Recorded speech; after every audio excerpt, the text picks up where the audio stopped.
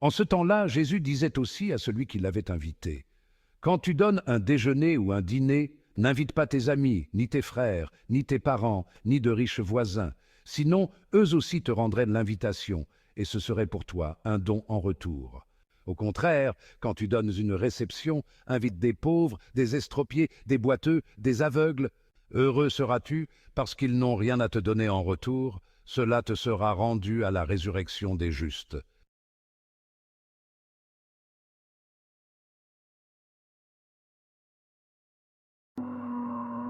Salut à tous.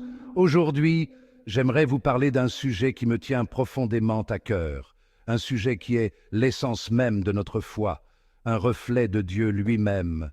Nous allons plonger dans la beauté profonde de la miséricorde et comprendre pourquoi c'est le plus grand honneur que nous puissions offrir à Dieu. Tout d'abord, rappelons-nous le premier et le plus grand commandement. Il est question d'amour. Amour pour Dieu et amour pour nos semblables. Mais comment pouvons-nous véritablement exprimer cet amour? Je crois que le moyen le plus puissant est la miséricorde.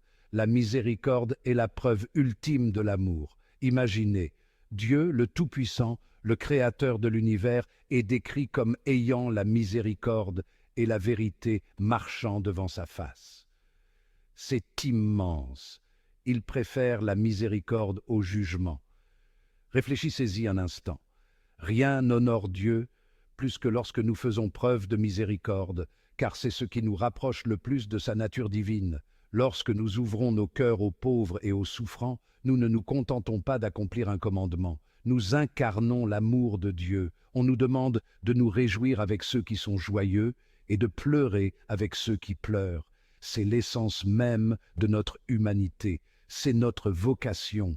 Parlons de la façon d'être miséricordieux. Il ne s'agit pas seulement de donner de l'argent aux nécessiteux ou d'offrir un coup de main. Il s'agit de vraiment voir la personne devant nous, comprendre sa douleur, sa joie, ses luttes. Il s'agit de compassion, de tendresse et d'empathie. Il s'agit d'être là pour quelqu'un lorsqu'il en a le plus besoin. Dieu mesure notre miséricorde. Et la récompense, c'est sa faveur, sa grâce. Lorsque nous sommes miséricordieux, nous attirons la bienveillance de l'ami des hommes. C'est une récompense qui vaut la peine de se battre. Alors, comment pouvons-nous pratiquer la miséricorde dans notre vie quotidienne? Commencez par de petits actes de bonté.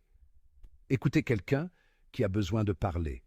Offrez un sourire à un inconnu. Aidez quelqu'un sans rien attendre en retour.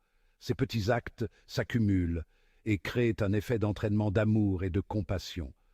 N'oubliez pas que la miséricorde n'est pas un acte ponctuel, c'est un mode de vie. Il s'agit de choisir constamment d'être gentil, de pardonner et d'aimer. Il s'agit de voir chaque personne comme un enfant bien-aimé de Dieu, digne d'amour et de compassion. En conclusion, efforçons-nous de faire de la miséricorde le fondement de nos vies. Honorons Dieu en reflétant son plus grand attribut.